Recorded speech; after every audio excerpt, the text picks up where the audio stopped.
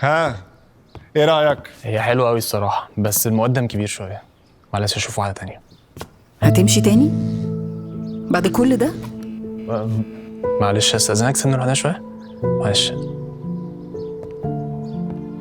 انا حاولت بس مش ماشي بالسهولة دي؟ اسمعيني بس بقى، كفاياك اعذار. ارجوك اسمعيني. انت ليه مصمم تبعد المسافات ما بيننا؟ شفتي مين السبب؟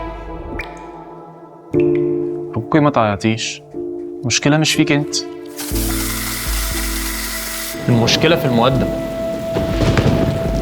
استنى، انت سمعت عن قرض فاب مصر؟ ده هيكون انسب حل يسهل علاقتنا. ايوه بس ده موضوع كبير. لا، الكبيرة ان فاب مصر هيدفعوا لك اول قسط من القرض. مين في الدنيا بيعمل كده؟ انا استاهلها الصراحة بعد كل التعب ده. ايوه طبعا، احلامك وراحتك ما تغلاش عليك.